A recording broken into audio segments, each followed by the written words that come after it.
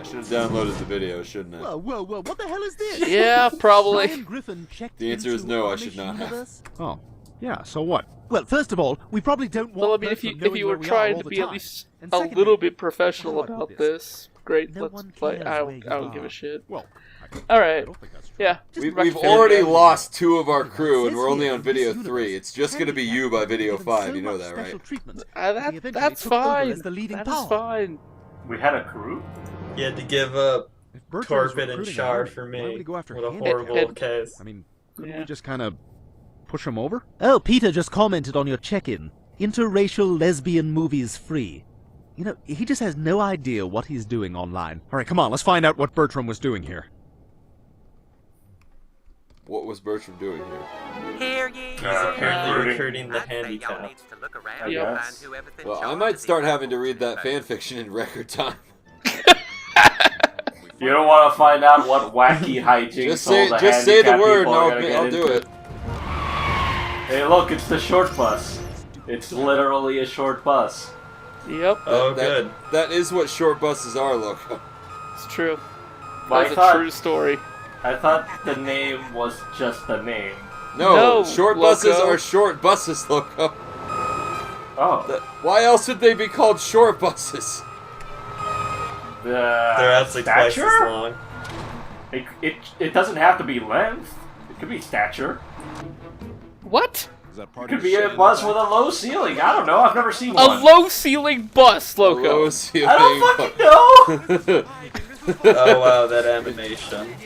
Oh my god. I actually genuinely don't know if Mexico even has buses for handicapped people.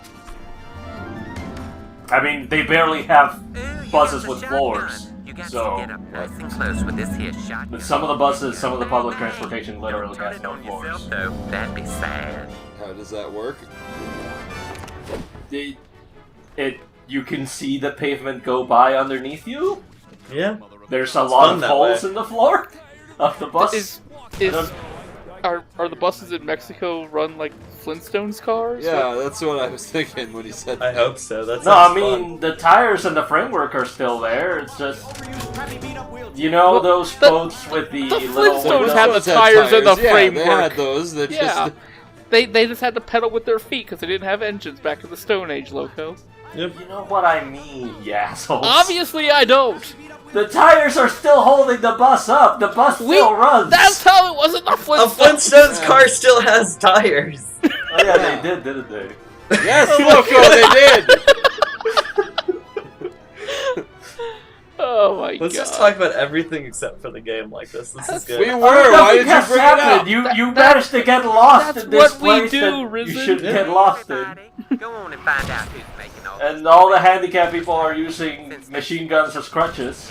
Yeah. And they're not very effective. They're more like rifles than machine guns. Use this to go back and get stuff if we need it. There's nothing interesting here. All this? Also, why are so many of the handicapped redheaded? I'm sure that's part of Seth MacFarlane's no doubt brilliant commentary.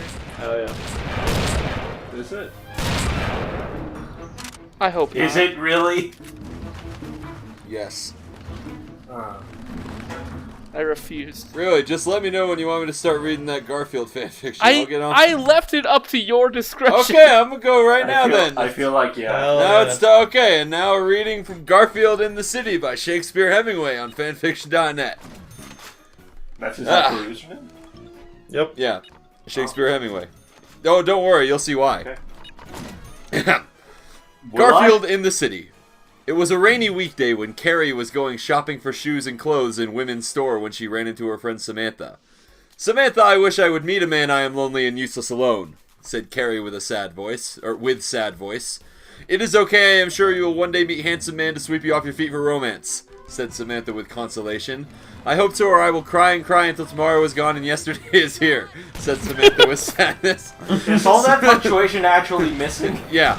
Samantha saw a flock of men and knew it was time for hunt. I must go hunt men for sex, said Samantha with sass and liberation. You are spunky free spirit, said Carrie with admiration. You are spunky and free too, believe in your strength, said Samantha as she went off to find men. Carrie continued her shopping and bought many shoes and clothes, including one with poodles on it. Clothes are the best, Carrie said, giving the cashier a thumbs up and a high five. As Carrie walked out, as Carrie walked out, the rain had miraculously stopped like magic, and the sun was shining in the air like rainbows in July. Something magical was surely happening. What is that? Said Carrie, astonished as she saw the most amazing sight of her life. It was the most handsomest man she ever saw. He was full of muscles and masculinity. The man of might strolled up to Carrie with manly strut, and ground quaked in his path. Hello, what is my name? I am Garfield, said he with a... Wait, what? That was Garfield? Wait, is this Garfield and not Garfield the cat? Yeah. Sorry. Hello, what is my name? I am Garfield, said he with booming voice.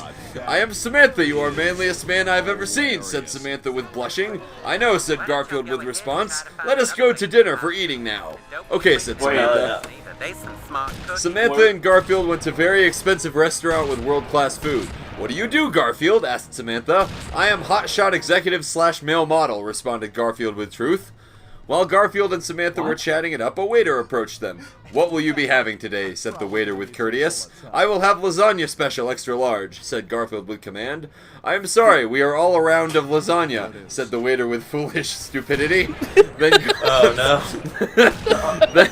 then go out and get some, said Garfield as he grabbed the waiter's collar and slammed him into the ground. Yes, sir, said the waiter, running away like little baby girl. So this is deliberately written this poorly, right? Yeah, maybe. I don't think it is. Garfield, you are so manly, you must come back to my place for drinks and lovemaking, said Carrie with adoration. Yes, but first I eat my lasagna, said Garfield as he sat back with relaxation. The waiter soon returned with lasagna, and Garfield ate all of the lasagna with the fury of a raging comet. After Garfield ate all there was, the waiter returned to get the payment. That will be $40, said the waiter. I have so much money and can pay with ease, but I will not because you were late, said Garfield as he pushed down the waiter and poured his drink on him. Garfield and Carrie then waltzed out and saw Charlotte with her baby. Wow, you must be Garfield, the manliest man, said Charlotte. Yes, that baby is ugly, said Garfield.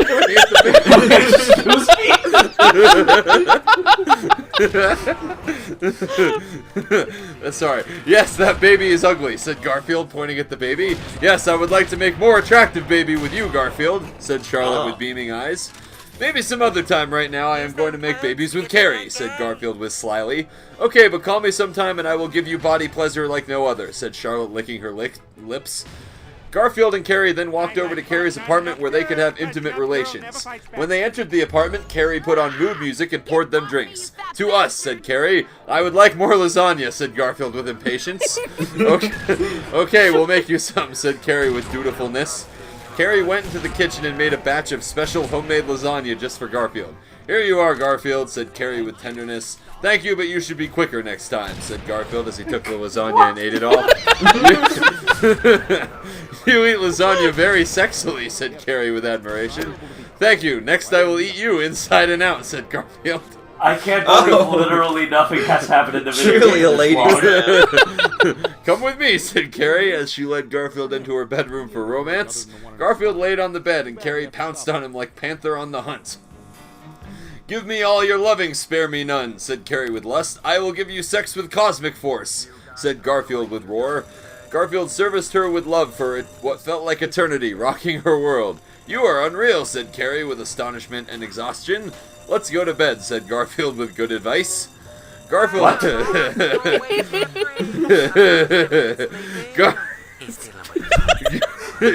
Chilla knows it's coming. Garfield and Carrie lay in their bed to relax and recharge their sexualities.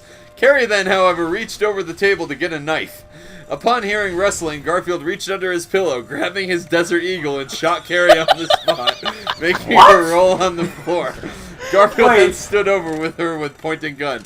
Garfield, how did you know I was Cylon? Said Carrie with shock. I can smell Cylon like fish in the water, said Garfield with cool style. You're too much for me, Garfield, said Carrie with sigh. Yes, now prepare to go to Cylon hell, Robo-Toots. While you are there, be sure to tell the devil I'm coming for him next, said Garfield with roaring justice as he shot Carrie again, blowing her head off. Then Garfield holstered his gun and walked out, lighting a cigarette along the way. I could sure use some lasagna, said Garfield as he walked off into the sunset. The end. Well, that's really good. But what did that have to do with the Golden Girls? That was... What? What? What? That was Sex in the City.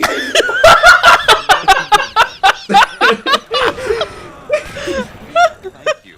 Oh, yeah, right. Keep on trying. Fucking hell, Loco. What the actual We discussed this Loco? last night, too.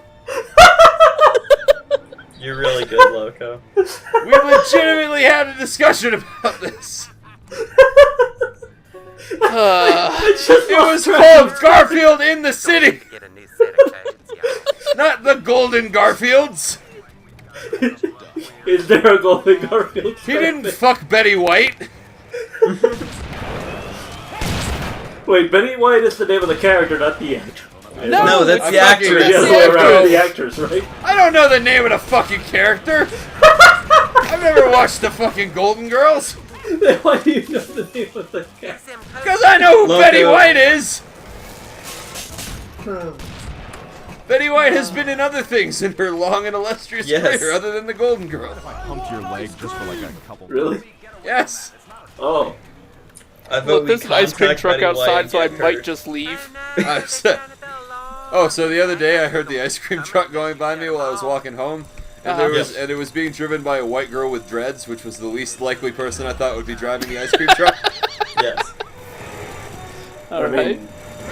Maybe the ice cream truck is a good business, so, but you know. I feel like it's not. No. Oh, I guess it's up to me. Like that same ice cream truck has been going through Denver for like 30 years now, and I've never seen anyone actually stop it. Oh. I mean, someone must be buying ice cream from it, right? Are they? Maybe they get paid a fixed salary for just driving it around. Maybe. Who's gonna keep paying their salary if there is no The business? fucking ice cream truck company is just sitting on millions, apparently. Yes. I mean, I guess that hurt. There it is. So, what is the plot right now for the episode? Shut up, Loco. There's no plot. Just There's handicapped people, the Golden Girls are there, I don't fucking know. I mean, I'm okay with that. It sounds like Seth MacFarlane's style of humor.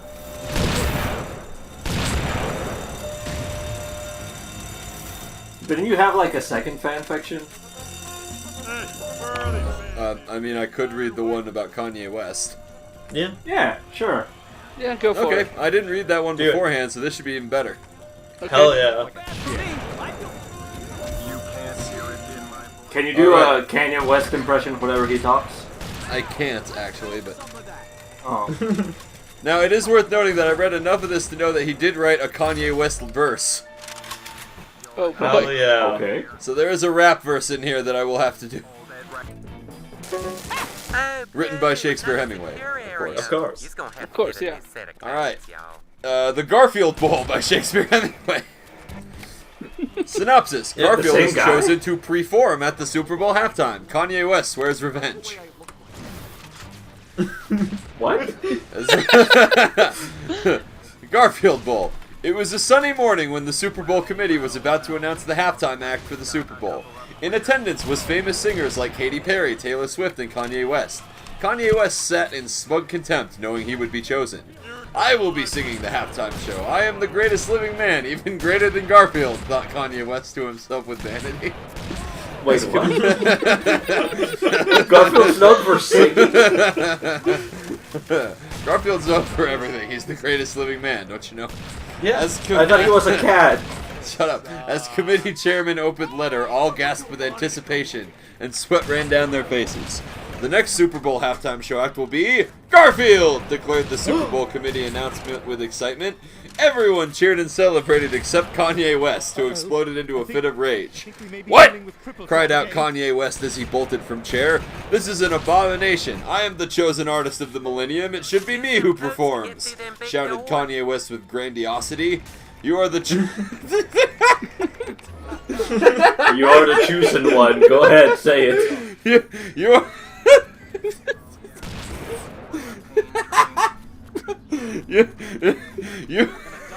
You are a chosen garbage man of the trash heap.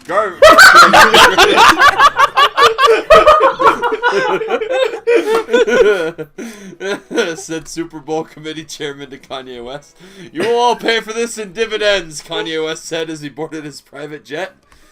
Take me home. I need to speak with my lovely Kim for advice, said Kanye West to Pilot as he sat back in his recliner chair.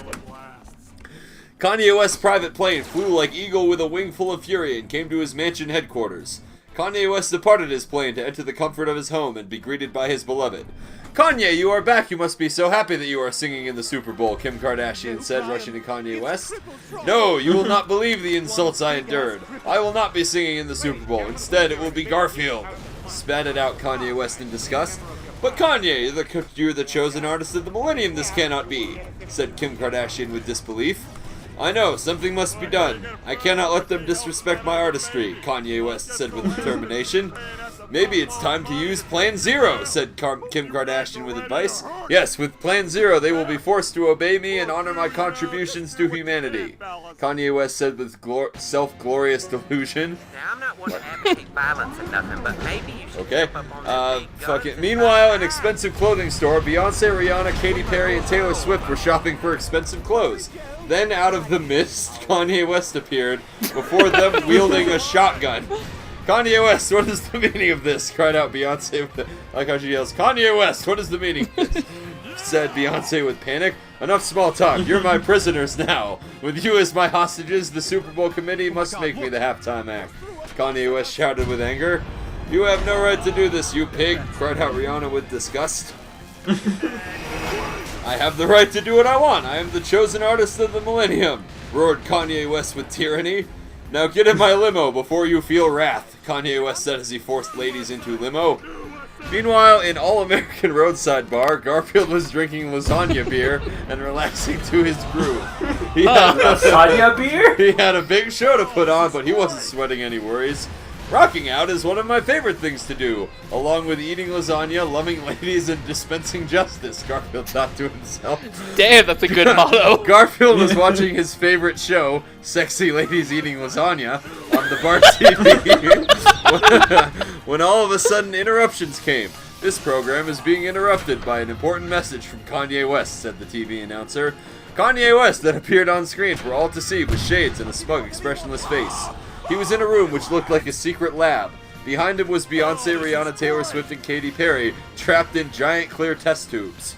Ladies and gentlemen, people of the world, it is I, Kanye West, the chosen artist of the millennium. I come here to give you decrees. If you do not restore my proper place in the universe and make me the Super Bowl halftime act, I will inject these hot, sexy ladies with Ebola, Kanye West threatened with intent. To show my seriousness, I will give a display of my capabilities, Kanye West said as he snapped his fingers. At his beckoning, a servant appeared to him. What is it, my liege? Said the servant to Kanye West. My humble servant, you will now perform your greatest task and give yourself to me whole. For the glory of my name, you must be sacrificed, said Kanye West as he ejected the servant with Ebola. At Kanye West's injection, the servant began to undertake a startling transformation. Cried out the servant as his body twitched and contorted in unnatural ways.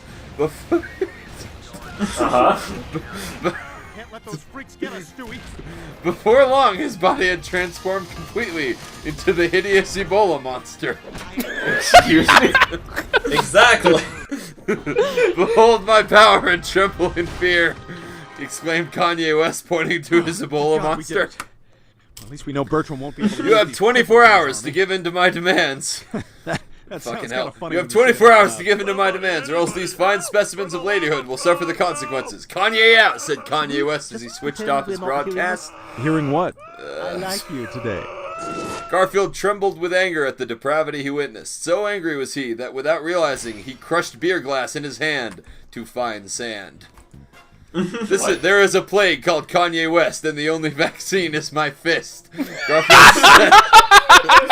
Garfield said with justice so great it made the children cry. See you next time for the end of Family Guy and the end of this fanfiction. Wait, is it really only 4 episodes long? No. No. I wish.